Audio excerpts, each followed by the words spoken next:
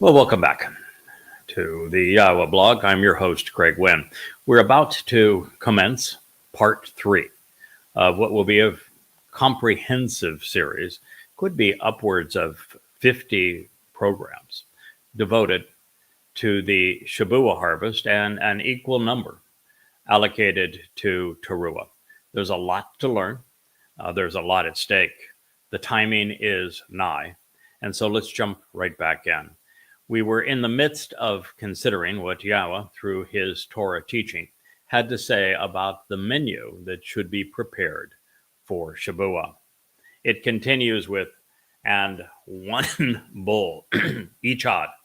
The bull is par. It is from parar, which means either to be broken and divided, split, or to be fruitful and productive. It's one of those words in Hebrew that has a dark and light side, and therefore can be used to speak of, for example, the Adamah Parah, which is thought to be the red heifer, which is sacrificed for the final preparation of the mortal remnant of Israel to perfect them so that they're ready for the homecoming when Yahweh returns with the Mashiach Dod. And in that case, Adamah Parah is, Adamah means the bloody red man of the earth who has been productive and fruitful.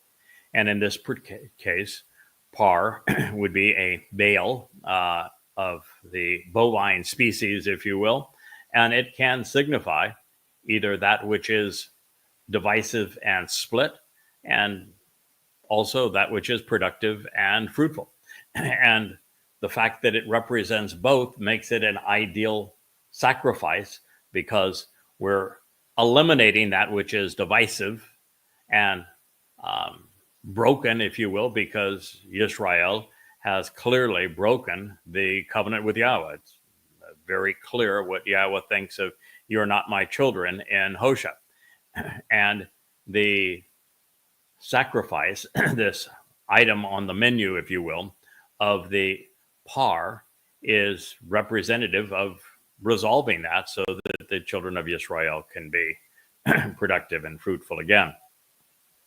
So it is one bull representing that which is either frustrating and divisive, broken and ineffectual, or fruitful and productive.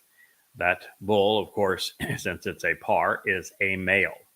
And then it is bakar or bukur, which follows. And there are lots of potential meanings of this word. So I'm going to share all that could potentially fit in this context, because, well, my pay grade is not high enough that I'm going to suppose that God meant one and not the other and limit the potential for understanding. So it's a par, bull, a male, in the morning to encourage being perceptive, contemplative, and discerning, seeking out and considering the available information, and then responding appropriately. Ha, bakar, or bakur. They're written the same way, just vocalized differently.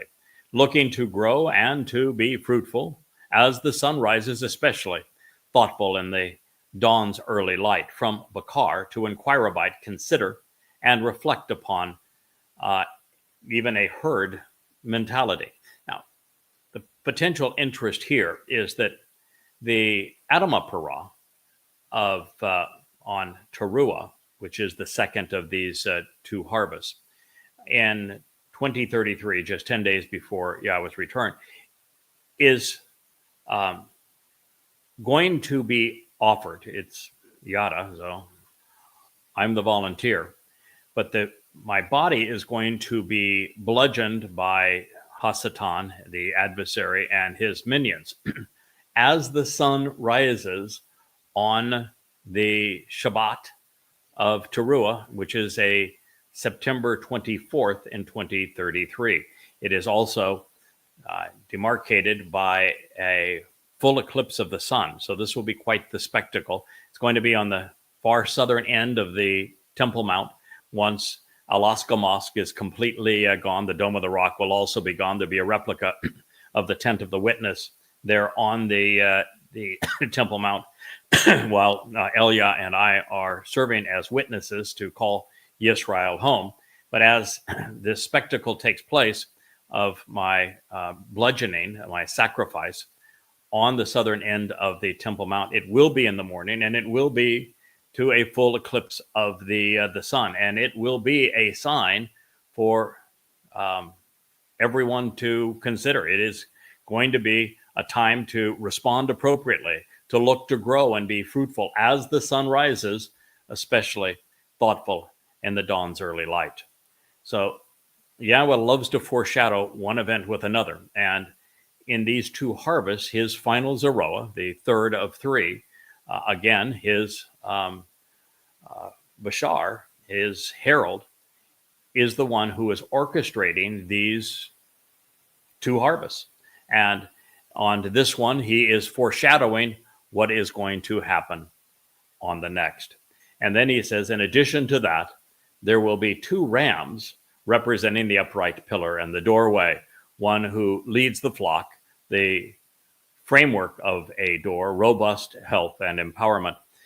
I suspect that the reason that the AL is doubled here, and I mean, I don't claim to have all the answers. That's not my job. My job is to render the important sections of Yahweh's Torah teaching and his prophets as accurately as possible, more accurately and more completely than has ever been done previously, to make certain that it is as consistent with the message that Yahweh actually delivered by removing all the diacritical markings to look at the root meanings of the letters themselves and the words that they can convey.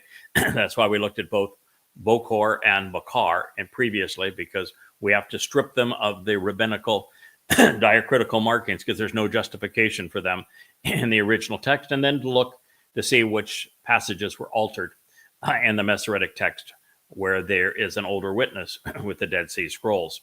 And then once we do that, to try to explain to the best of my ability as we grow through learning, this learning process, what is being conveyed. And all that is really necessary for me is to have compiled a base of knowledge sufficient to put the important pieces of this puzzle together, to frame the issue that God has conveyed to us, and then to reveal that portrait to you in this way at this time, literally becoming the sum total of the books that are behind me and on the shelf at YAHOWAH.com. And so I can walk you through the possibilities, and we can think of through them ourselves to ascertain what each of them means. But my job here is not to be the answer man on everything. God did not want another prophet. He said there would not be another prophet. And in this particular case, a prophet would actually be counterproductive. And so he wants a witness. And he specifically said, this witness is going to learn what he needs to know by reading the written text that he has prepared from long ago. And so I do think that the reason for two rams is that you're not going to be part of the Shabuah harvest unless you have come to understand and have participated in Pesach, Matzah, and Bikurim. And it is on Pesach that Dode served as the Pesach El, the same term that is used here. And by doing so, he was the upright pillar of the tabernacle of God. He is the one who stood up for us so that we could stand with him. He is the one who opened the doorway to life. And the reason for two is not only do we have to observe what he did on Pesach, but it is the Pesach El, the Mashiach Dode, David, who is returning on Yom Kippurim.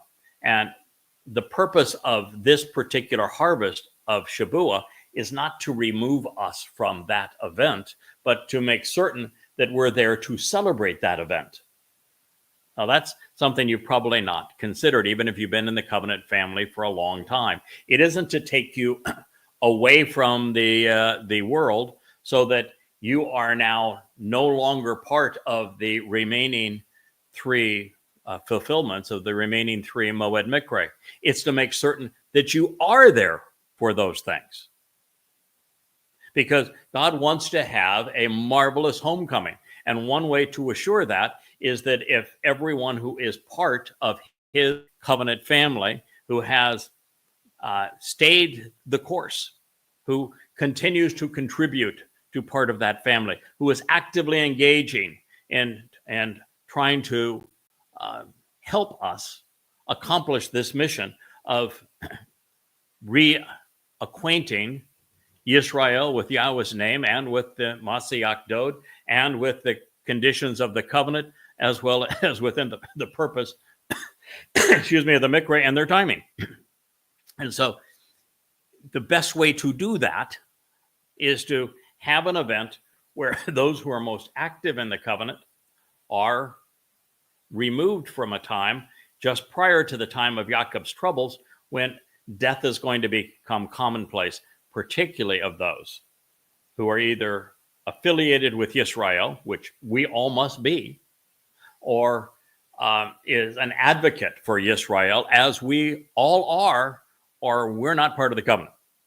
So understand, if you harbor any animosity for Israel, in fact, if your primary objective in what you're doing isn't to awaken and restore Yisrael, then you're kidding yourself about the covenant. It's one of the reasons why when the Mama God cult emerged and started to attack me, one of the first things I said, the Shavuot harvest isn't yours. And that's a really, really important distinction. We are being gathered in not to be taken away from Yisrael and Jacob, but to be there for Yisrael and Jacob when it matters. And part of this is that Yahweh recognizes that the job he has asked me to do, with hundreds and hundreds of prophecies pertaining to this particular job, is an exceedingly difficult one. And there isn't any chance, even with all of the input and support of his 7 Ruach, that if I were asked to do this over the next 8.5 years without some opportunity to recharge, I couldn't do it.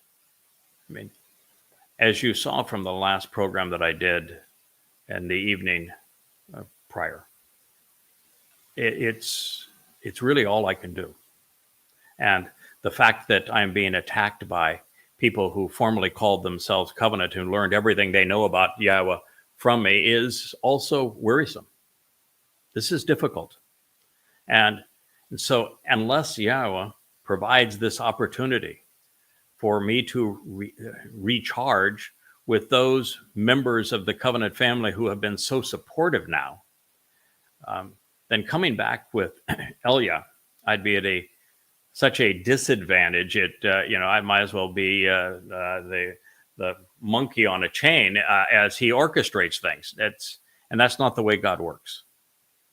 So this harvest is exceedingly important, because when we come back on the 1st of Abib in 2030 to an exceedingly hostile audience in Israel, we're going to need every ounce of our God-given strength to combat all of the naysayers and the screamers. I mean, as you know, I spend hours a day in social media building the audience for this message so that more people have the opportunity to capitalize on what Father and Son are offering. And it's really nasty out there. I would go as far as to say that there are 2 billion progressives that have lost the ability to think, that are screaming for Israel's annihilation. And there are 2 billion Muslims that want the same thing. And there's a lot of self-serving people in between, and every manner of cult and religious group and conspiracy swirling around, mixing things up, confusing people at a time when a very clear message from Yahweh is necessary.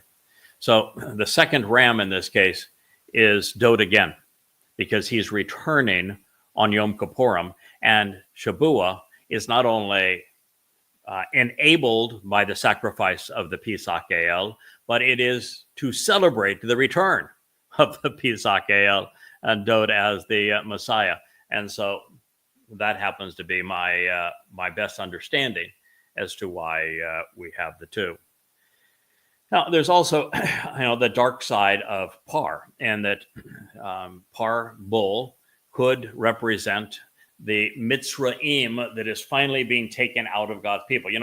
When Yahweh brought them out of Mitzrayim, he said, I had to bring them out with a resolute hand, because they were so irascible. There's so much Mitzrayim still in them that they were never, I think, three of them, Yosha, Moshe, and Caleb were the three that finally endured to the end, because most of them were way too irascible. They had way too much bull in them, and the number one cult among the pharaohs was the Apis, the bull cult, and it's why when Aaron led the religious rebellion against Moshe immediately upon arriving around the base of Mount Choreb, the first thing they made was a golden calf. The golden calf symbolized the Apis, the bull worship of Pharaoh, and they were enslaved to Pharaoh. And so that's part of the reason here. They need to get rid of that bull that they have dragged with them all of this time. So these I think are all interesting possibilities. The other answer is found, and the one that is the most poignant, is found in Leviticus 16. Speaking of what Aaron, which is the alternative, was instructed to do in order to foreshadow not only what the lamb would accomplish to prepare God's people, but what the purpose of the bull would be on the mercy seat, the Kipporeth, of the Ark of the Covenant for the day of reconciliations. So let's consider that. It says, then Yahweh spoke to Moshe immediately after the death of Aaron's two sons. Aaron's two sons did the same thing that Miriam did.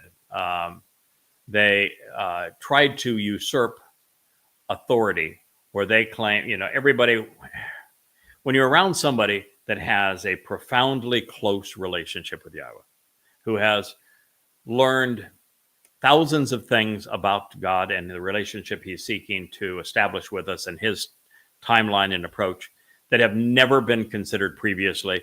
And this one individual reveals literally thousands of them and provides the first really accurate and amplified translation of Yahweh's testimony ever, reintroduces Yahweh's name, and then discovers things as profound as that Dod is the Messiah and the Son of God who fulfilled Pesach, Matzah, and Bikurim, and he is the one who is returning on Kippurim. When you do that, when you have somebody doing that kind of thing, that brilliant light attracts a lot of undesirables.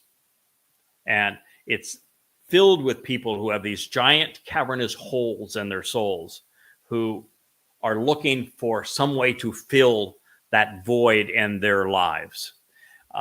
And when I began, that was the first group to do that, was a conspiracy cult called An Unpopular Truth. And as it turns out, many, almost most, of the worst perpetrators now of this rebellion came from that conspiracy cult that I had to disassociate with and to jettison and to literally burn their house down. And so when you see this kind of thing happen, you should expect lots of people claiming that authority and power for themselves. The conspiratorial cult, once I burned their house down, they went about claiming my translations as their own. In this particular case, this group is misappropriating what they have learned from me. In the case, the reason I bring that up is in the case of Aaron's sons, they approached the presence of Yahowah and died because they were not authorized to do so. They were not prepared to do so. They were acting on their own initiative, as this new cult is advocating for Spirit Mom. And Yahowah takes that stuff really seriously. You know, what happened to those who decided that they were going to do a little worship around the golden calf? They were all killed. What happened around those who decided that they would advance the Lord and Asherah, which is the Mother of God, Queen of Heaven, the Madonna child, the model for the Christian Holy Spirit, and the Miriam, the mother of Jesus. Same thing that we're dealing with in this cult. He killed them all. Everyone who advocated it, he killed them all. And we are now translating a whole swath of material from the Torah where Yahowah is very explicit as to what he wants done in these situations. And it follows this example. Immediately after the death of Aaron's sons, when they approached the presence of God and died. And everybody would say, well, there's nothing wrong with approaching and want to be near Yahowah. There's nothing wrong with studying the Torah and sharing what we learn. Beg to differ. Moshe was the bright light. Yahowah spoke through him. He revealed his Torah guidance through him. And so all of those around him that wanted to be big shots and pretend that, well, they also speak for God, they also approach God, they also draw near to him, actually her in their case, I'm really sorry. This is what happens to them if it's just a matter of they made a really stupid decision but didn't act upon it beyond that, death. In Miriam's case, it's eternal estrangement. And she didn't even open her mouth beyond saying, I too speak for God. She never said anything. Therefore, Yahowah said to Moshe, speak to Aaron, your brother, so that he does not come at any time to the set apart place of the home through the curtain to the presence of the mercy seat.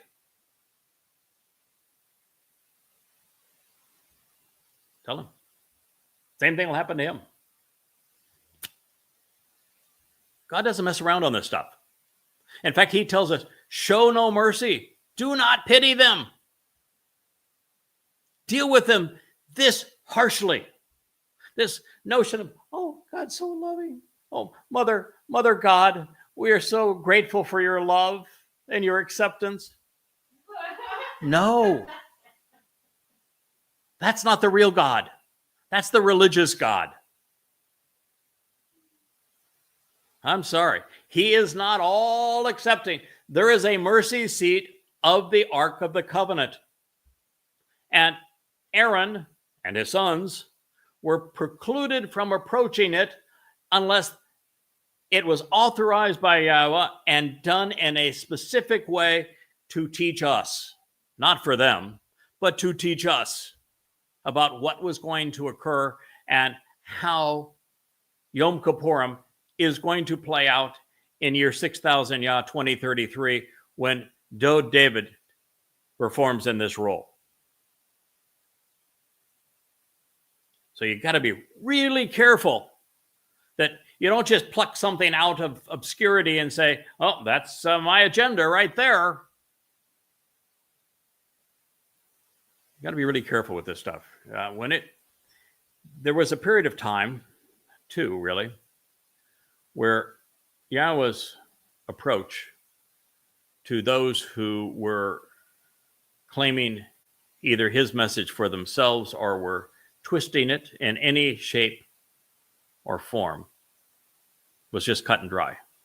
You do it, it's instant estrangement from the community, death, disease.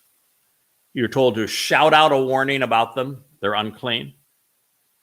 I mean, For example, with Miriam claiming that we too speak for God.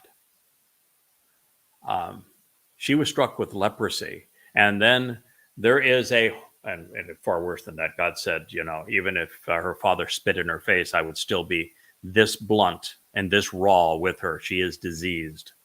And he went on and on about his disgust and made a point in Devarim, speaking through Moshe, that she exemplifies divorce, separation from God that is unresolved. And in the Torah, there's really no one else that's afflicted with leprosy. Now, there's a king later on, but that's in the prophets. And so when you read what Yahweh says about leprosy, which only pertains to Miriam, and Miriam's lone issue is claiming to also speak for God, beyond God's chosen implement, Moshe. It goes on and on to say what you have to do, the response that you're supposed to have. And it isn't to back away and look the other way and play all nice and pretend it didn't happen.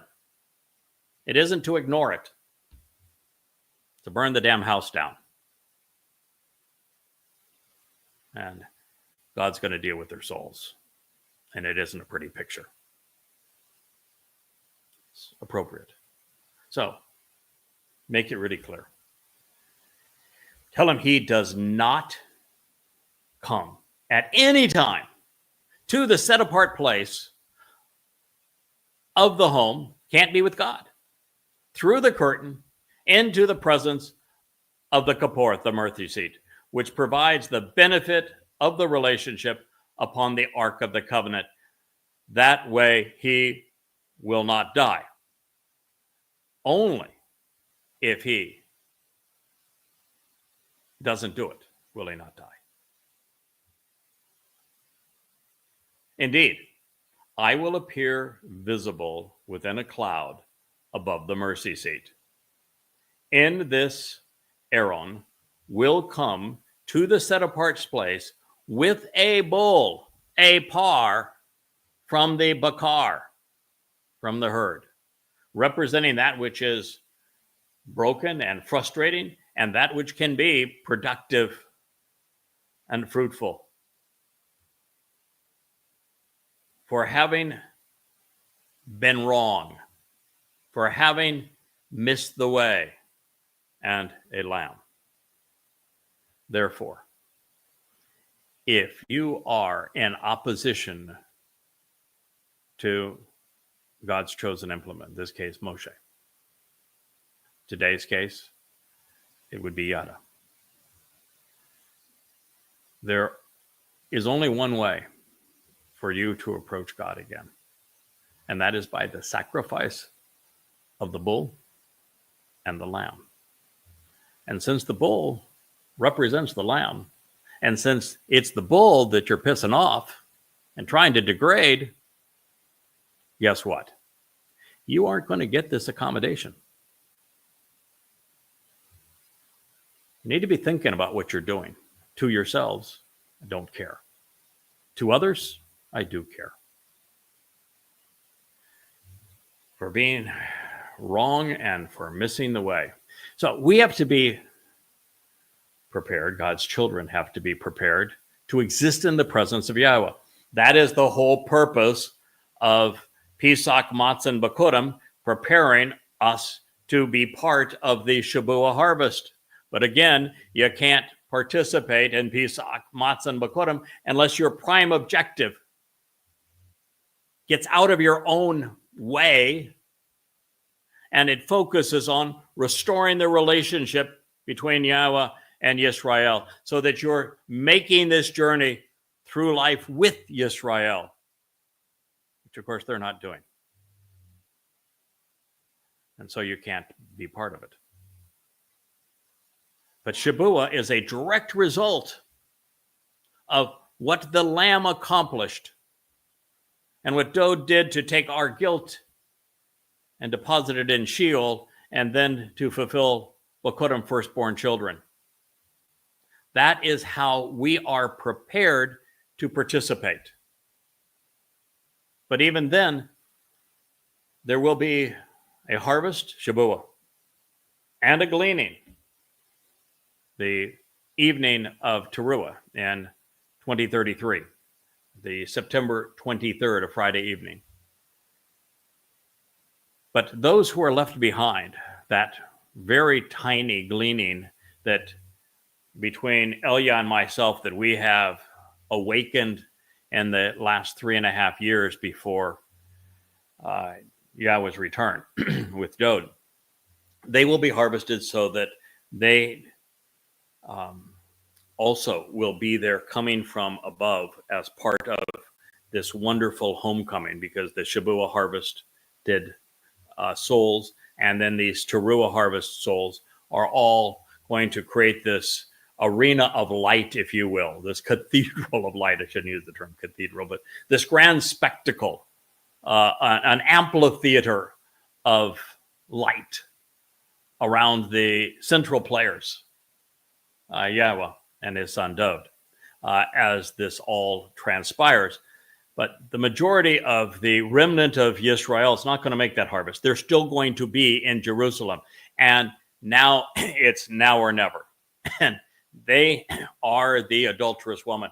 They need to be cleansed, and cleansed now,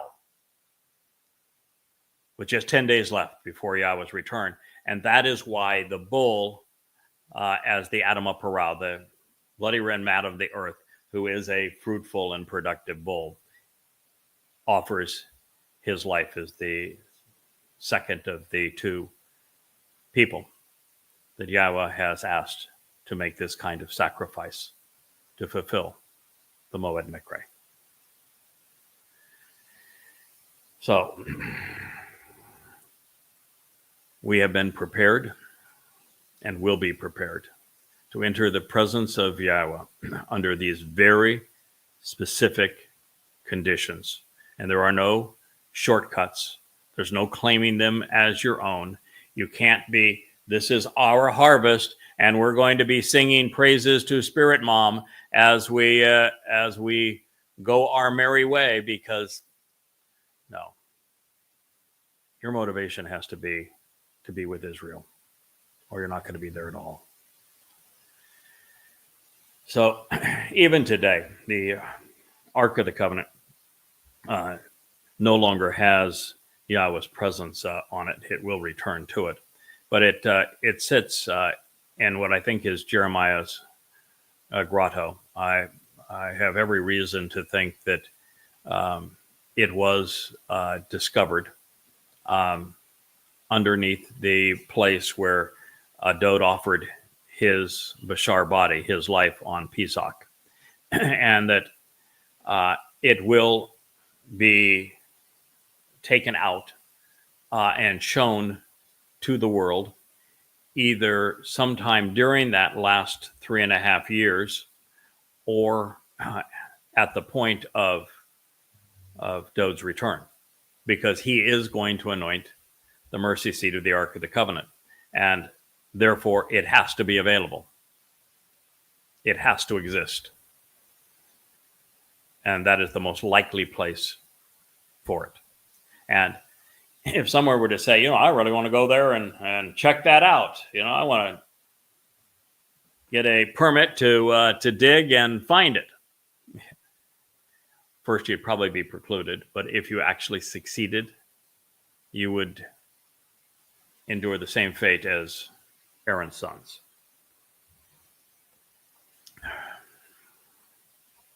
So I am convinced it is currently protected within Mount Moriah. And this is why Dode not only fulfilled Pesach Matzah Bakodim, but he will do these very things that are prescribed here in the Torah to prepare his people for Yahweh's arrival on Kippurim, because they are not able to exist in Yahweh's presence, and his arrival would kill them if this final mortal remnant of Yisrael doesn't benefit from the sacrifice of the Adam of Parah. Now, God does a lot of things with it. It's the sacrifice of one person doesn't cause the remnant to be clean. It's what God does with that sacrifice. It's just like the sacrifice of Dode's Bashar in year 4000 Yah, 33 CE, accomplished nothing apart from what Yahweh did with it. And with what Yahweh did with it, it opens the door to heaven and to eternal life. With what Yahweh will do with this, particularly with Eliah serving as the master of ceremonies, is going to cleanse Israel, because it's not just the sacrifice. The body has there's very specific instructions with hyssop and a toabah, which, by the way, is also the only way to cure the estrangement of leprosy. Something to think about if you're part of the rebellion. And that's only associated with the sacrifice of two individuals, Dode and myself. But Yahweh is actually going to ignite the fire. The flames are going to be racing skyward.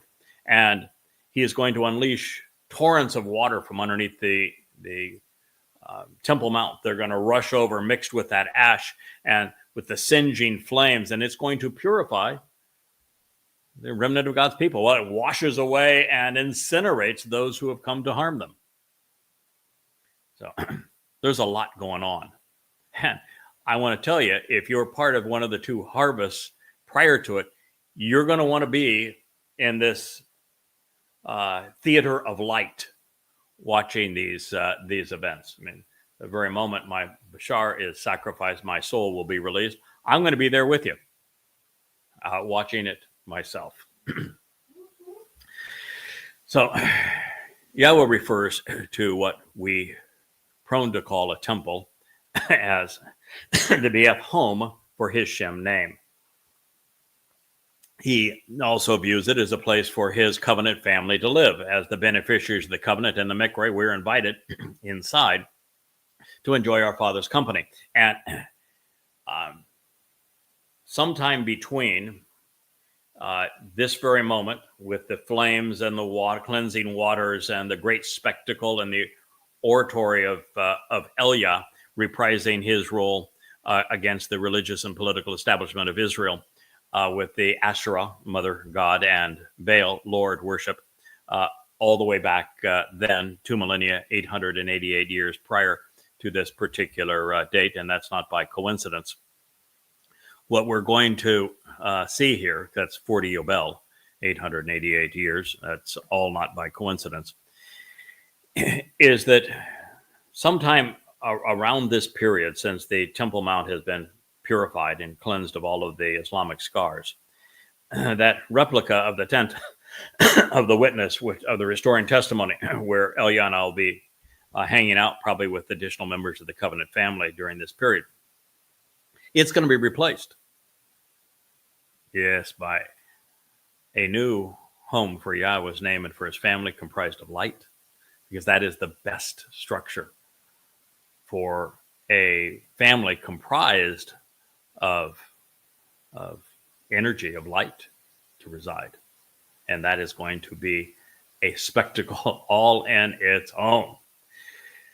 So within this Ark of the Covenant, by the way, we're going to find the original, well, we can't find the original two tablets because Moshe shattered them when he saw his brother Aaron, the alternative, dancing around a golden calf that they had made, the bad side of the bull, if you will.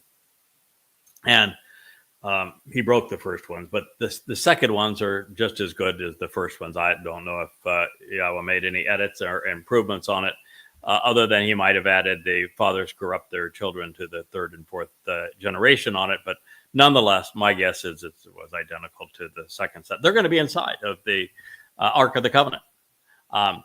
The original autograph that Moshe scribed of the Torah is going to be there too. Isn't that going to be exciting? Just marvelous. Now, what's interesting about the original autograph of the Torah is you say, "Whoa, wow, wouldn't you love to have that?" There were times I said, I'd love to be able to take pictures of it and then be able to translate the original. But the fact is, by this time, we're not going to need any of that. I was literally going to write a copy of his Torah inside of us. We will be totally fluent and and the original Hebrew that he used to convey his name and his Torah teaching. And so we're going to have him and his teaching and guidance incorporated into our very lives, into our existence. Anyway, the top cover on the chest of the Ark of the Covenant is actually a seat.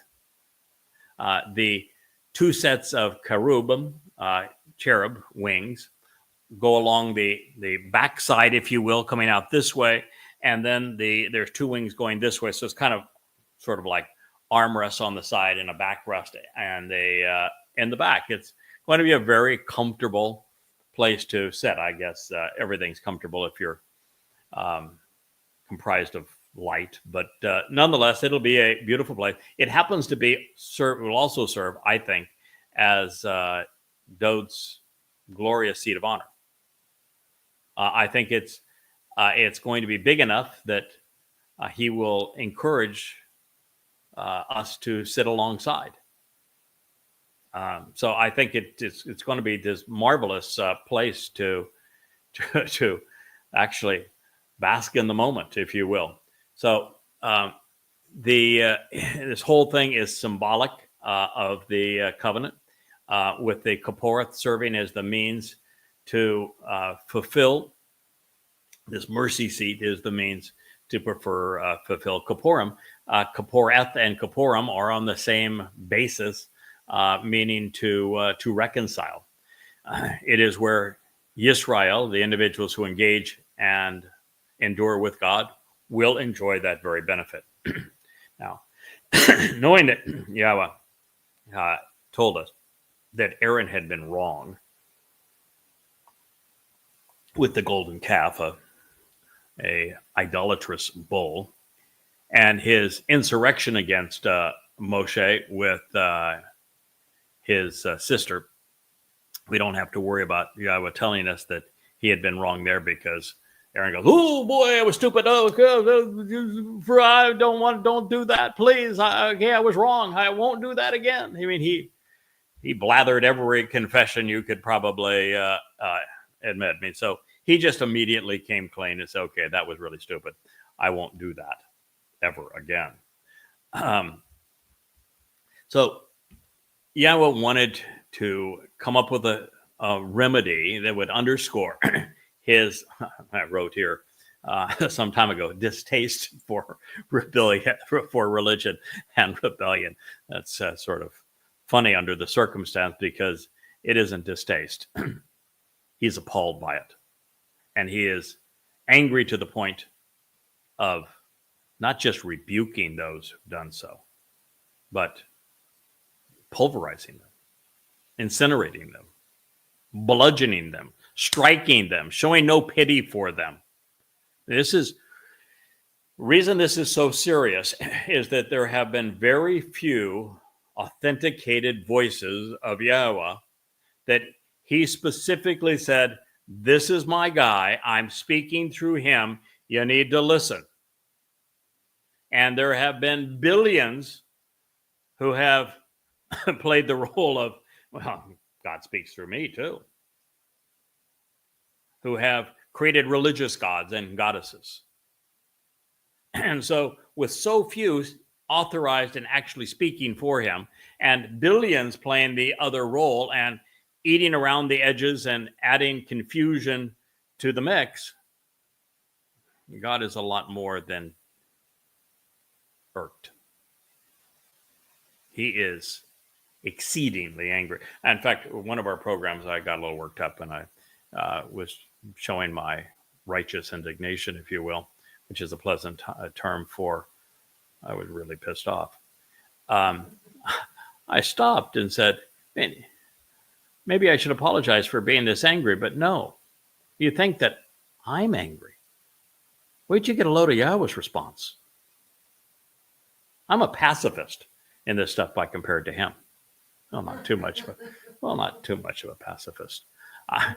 I've spent now 23 years trying to model my reactions, my response, my attitude, my words, every aspect of my life for the last 23 years has been geared to modeling my life after the example of Moshe, Dod, and mostly Yahowah. And so when you see me passionate about something, I'm conveying Yahweh's passion. When you see me angry, I'm conveying Yahweh's frustration. It's a very serious undertaking. It was at all 3 points. When Moshe was first revealing the Torah and liberating the children of Israel so they might have access to the promised land. With Dod, so that Israel could be united again, so they could establish their presence in Jerusalem, so that the top of Mount Moriah could be prepared for the home for Yahweh's family, and so that we would have so many marvelous prophecies and this tremendous example in Dod to emulate, and then to see how the Son of God came to fulfill Pesach, Matzah, and Bakurim. This, in the middle of this period of 6,000 years, is just such an important moment, just as Moshe was. But, it's hard to speak about this because I'm the chosen implement, and it's very uncomfortable for me to share this with you, but Yahweh has made it crystal clear for us. If it weren't for what we're doing together, everything Moshe accomplished, everything Dod accomplished, would be for naught. There would be no Shabat harvest. There would be no Towrah harvest. There'd be no sacrifice of the Adam of Parah. There would be no mortal remnant that is saved of Yisrael. The time of Jacob's troubles would end in total calamity. There would be no return of God on Yom Kippurim, and there would be no re-entry into the garden on Sukkah. It would not occur. No one knew Yahweh's name.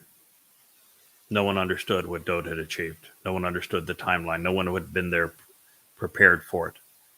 All the things that are needed to know how to participate in the covenant, how the Moed Mikre enable our participation in the covenant. Not only how these events were fulfilled, but what they mean to our lives. None of it would have been known. And I can say that emphatically because in the 2,500 years, and in some cases 3,000 years, and in others even 3,400 years, from the time the revelations were made to the time they were explained in a way that God's people could capitalize upon them, and somebody was actually speaking for Yahweh again, that no one knew. And Yahweh made it very clear. No one is willing to listen to me. No one is willing to act upon my testimony. And so had he not intervened in this way, had he not provided his 7 Ruach to fulfill this mission, had those books behind me not been written, had all the knowledge from writing those books not become present here, should this medium that I'm using now to speak to you directly, face to face, not be available, it would all be for naught. Satan would win. And that's why God is so serious about what we're doing. That is why when someone challenges any one of these 3 individuals, God is relentless. The answer is not only no, but hell no.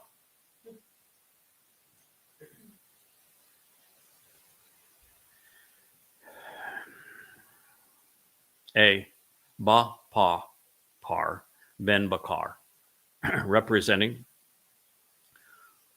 what was broken and frustrating and that which is fruitful and productive, in violation of the agreement and to mend the agreement. It's all offered for your consideration so that we can appreciate how religion has caused so many to be la chata, to be wrong, to miss the way, and yet to prepare them so that they can come clean, as in the case of the adulterous woman of Numbers 5, in time to be betrothed to the returning Messiah and King. Don't. Cleansed of religion with the El, the protector of the flock of the Passover lamb, opening the doorway, and by the bull. In this case, in the end, the Adam of Parah, and as it relates to the mercy seat, the par. And don't get hung up that one is feminine, the other one is masculine. It's talk about the same thing, same individual. Yahweh uses many feminine terms like Zeroah for men. They convey aspects of those men. In this case, you have to be nurturing to facilitate a productive harvest. I mean, I'm almost mothering the covenant family. Yahweh is your father. I'm here to mother you and to nurture you, to wean you from milk unto solid food, so that that you're prepared for the harvest. It's, and you look at ancient times, men were the hunters, but the harvest is of barley and wheat and of olives. It is women who stayed and worked in the fields, who cleared those fields of the weeds, who nurtured those products. It is the women who harvested the grain and winnowed the crop. You even see it today.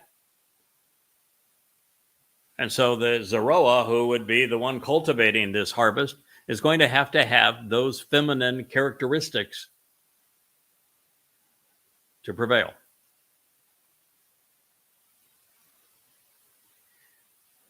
Linen, which is also important here, is made from the fibers of flax.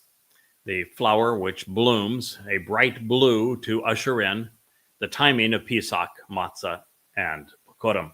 It is also from the flax that the wicks on the menorah would be fabricated. This beautiful stylized menorah over my left shoulder, or screen right for you, providing light. The flowing garments that would be indicative of being dressed in light after having been cleansed, not only by Chag Matzah, but again on Teruah. Now, since I've just mentioned that symbol over my head, there are a number of things on that top shelf that you may be wondering about. That dark form that's up there is an iron meteorite.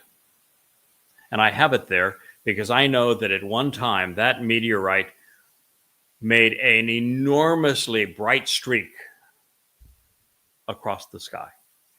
As my life is supposed to represent for you this brilliant streak across the heavens to point you in the right direction to come home.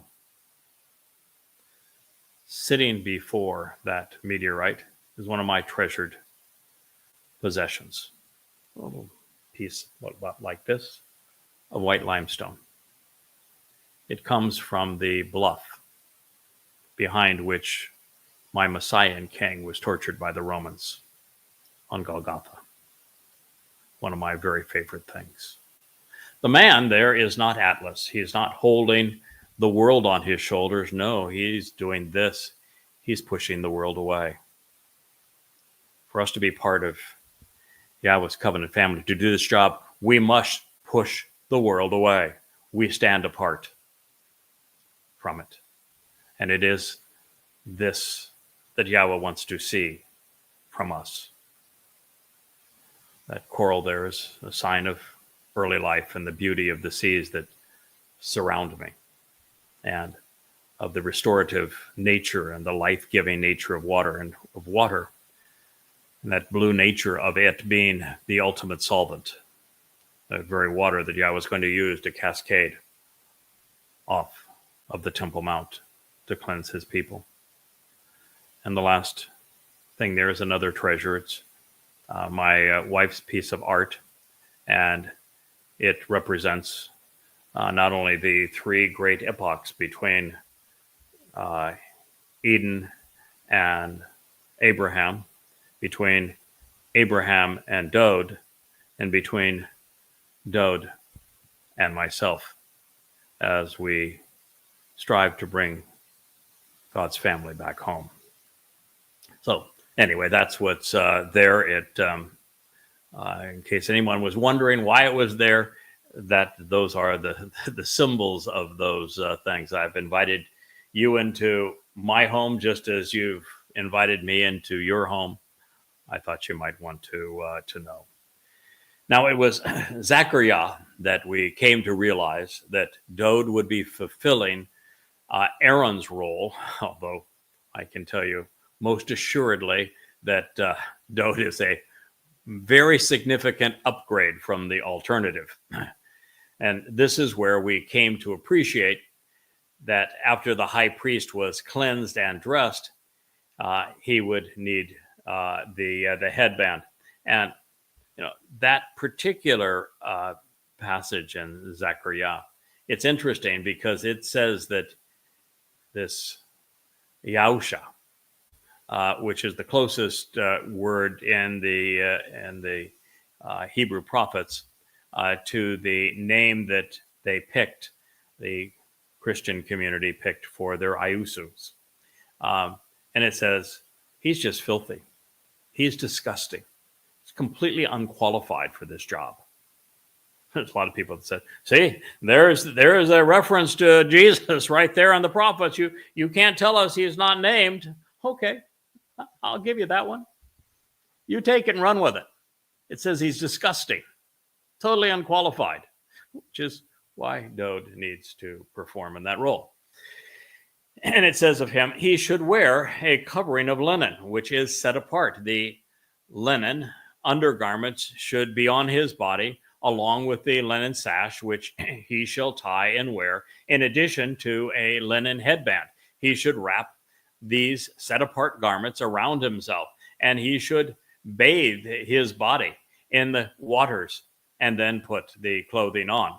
Well, there's going to be a lot of waters to be cleansing because of what Yahweh was going to unleash from the Temple Mount. But this is symbolic of what Dode's going to do. And you might say, wait a minute, Dode's not a Lowy. He can't do the priest. Oh, yeah. Maybe you ought to read the history, because Dode did this very thing. He dressed in the role of a high priest previously, danced all around as the Ark of the Covenant was being brought into his home, the city of Dode. So he has done this before. As in all things with Yah, there's always a dress rehearsal, a prophetic pronouncement of what's going to occur, so that we understand it, we don't miss the point. So this is how we should expect to see the Messiah upon his return with Yahweh during Kippurim. No longer serving as the Lamb, the Son of God will shepherd us into the promised land by fulfilling the Torah yet again. Then from the community of the eternal and restoring witnesses of the children of Yisrael, he should acquire 2 tempestuous goats, a pair of shaggy and devilish, stubborn and demonic goats, for being wrong and for missing the way, but only 1 lamb to ascend. So, you know who is identified as a goat in the Torah and prophets?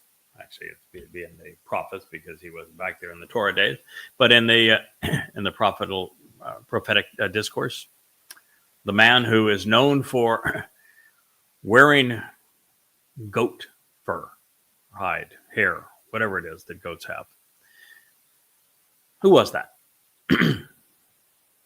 Eliah. So are we being told here that Eliah looked a little shaggy? Yeah, maybe. Devilish? No. Stubborn? Probably not. But this is, again, the way that Yahweh works. He wants those that he has chosen to celebrate this relationship with and to teach Israel to be willing to bear the guilt of his people. Dode did. I will. And so the reason that a goat is prescribed here is that Eliah is that goat. He is also going to be offered as a sacrifice. Now, is he a meaningful sacrifice? No, it's kind of like my contribution here on Kippurim. It's a few drops of blood that is sprinkled on the mercy seat of the Ark of the Covenant. And in this particular case, you'll find that one of the goats gets away. That's the scapegoat, and it is a little of Eliah's blood that will be, blood is the symbol of life. And so for a Bashar to offer some of his blood for the metaphor, filling the Torah's metaphor of life, is a small price to pay. Happy to do it. So the lamb to ascend, of course, is the AL representing Dode. So it says that Aaron should approach with, drumroll please, a bull. And all that are represented by Aaron need to approach by the bull. What did Aaron do during the rebellion when Miriam and he came and said, don't we also speak for God? Aaron immediately came clean. He said, boy, I was really stupid. I'll never do that again. And so it is possible for Aaron to approach, but only on the basis of offering the bull. This guy. So, while there is no hope for the Miriam of the nest, there is hope for the Aarons of the nest who come clean, who admit they were wrong, who leave, and who straighten up such that the bull is willing to make this sacrifice for them and include them in that sacrifice. So it is the bull that Aaron must approach with. Doesn't say that he needs to go kill a bull and then that'll work. He says he has to approach with a bull, ba par. And it's because he was wrong, because he missed the way, chata'a. It's to resolve his iniquity, to earn a pardon for having gone astray, and as a means to benefit from the relationship for himself. This is the only answer for Aaron. For the Aarons of the world out there who are dunderheads, who say and do stupid stuff, who fall off the wagon, who go astray, who are just foolish. But in the end, somehow managed to say, okay, that was stupid, I shouldn't have done it, and arrive with the bull. It's a very piercing prophecy for many of you who are listening now. That bull was for himself. It wasn't for the children of Israel. It was for the rebellious one. And on the letter that these folks wrote, they claim that the Adam of Parah dies for himself, not according to God. And he shall provide reconciliation, this is now the bull, through this, and for his benefit. And for the house and the family, Korah called out Leviticus 16:6. So Yisrael is to be Ida, a community of eternal and restoring witnesses who communicate the enduring testimony of Yahweh. Well, that lasted about 15 minutes. Yisrael, the reason I'm here is you haven't honored your commitment. You haven't fulfilled your calling. This was your purpose.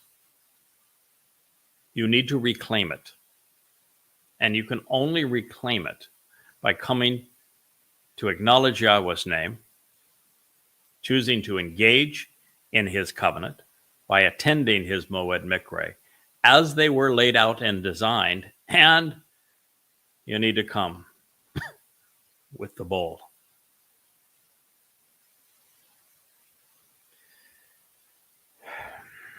Now, there is one Ida today. Soon there will be two, and eventually there will be many. Now, that does not mean that any of us act alone. I began and I had a team of 7 spirits, and that was good enough. And along the way, Yahweh has brought extraordinary people to my side so that you might know Yahweh, so that you might hear this message, so that you might have access to these books. Now, the entire process with the cleansing of the high priest and resolving his propensity to be wrong was designed to facilitate reconciliation for the children of Israel, because they've been wayward and irascible for a long, long time. From the bull to the lamb and the scapegoat, and from the linen apparel to the purpose of the mercy seat, the process underlying Kippurim is being presented for our consideration, and it is being tied to Shabuah and to Towrah. You know, the bull is here as part of Shabuah to remind us of what's going to happen and prepare us for what's going to happen on Towrah, so that we can be there on Kippurim to witness all of this materialize. God has done everything he can do to tell us what we need to know, to remind us of what he told us, and then to tell us again so that it gets through our thick skulls, particularly the recalcitrant and stubborn, stiff-necked people of Yisrael for whom we serve.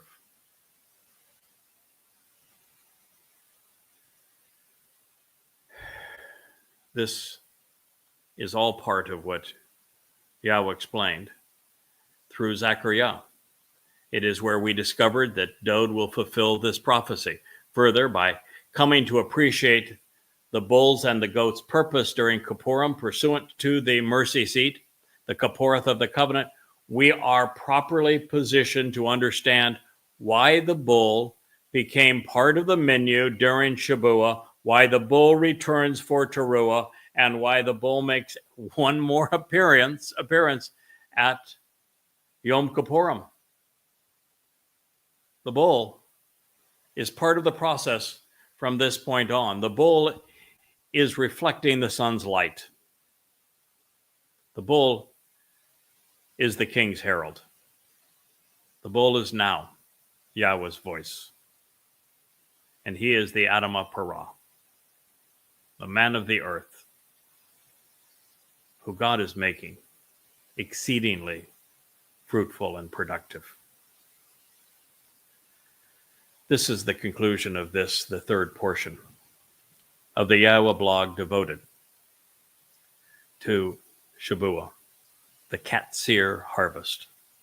I thank you very much for listening and putting up with me going on so many journeys along the side of the path so that you could take in the full scene along the way and appreciate every nuance of what God was communicating and offering. I think it's the great joy of this voyage of discovery, is to see it all in all of its glory. So I thank you for listening, for inviting me into your home, for being part of Yahowah's family, and for allowing the YAHOWAH blog to be part of your lives. I am Craig Winn. Good night.